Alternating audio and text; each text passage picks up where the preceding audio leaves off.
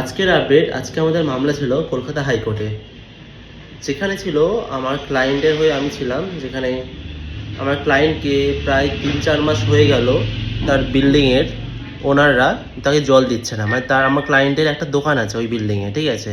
তো অনেকবার তাকে নোটিশ করেছে বাকি মেম্বারদেরকে জল দেওয়ার জন্য, বা তারা তার কানেকশান লাগিয়ে দিচ্ছে না। এই সময় আমার কাছে অনেকবার এলো, ঠিক আছে, অনেকে পুলিশ কমপ্লেনও করেছে, ঠিক আছে, কর্পোরেশনে জানিয়েছে, বাট কোনো রেজাল্ট পাচ্ছে না উনি। তখন আমি বললাম, যখন এটা পুলিশ আপনাকে দেখছে না, তো এটা আপনার ফান্ডামেন্টাল রাইট ব্রিচ করছে।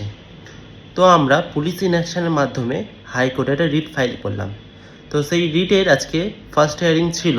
সো আজকে ফার্স্ট হিয়ারিংয়ে আদার সাইড মানে স্টেটের উকিল যিনি ছিলেন উনি আজকে সাবমিশন দিলেন যে উনি আছেন, আর কোর্ট আদেশ দিল যে ওনাকে সামান সার্ভিস করার জন্য।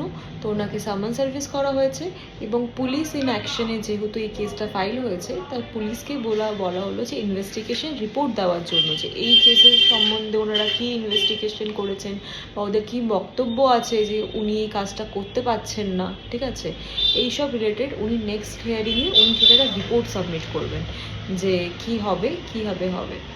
তো এই বিষয়ে আপনি অন্য কোনো ভিডিওতে জানতে পারবেন। ধন্যবাদ।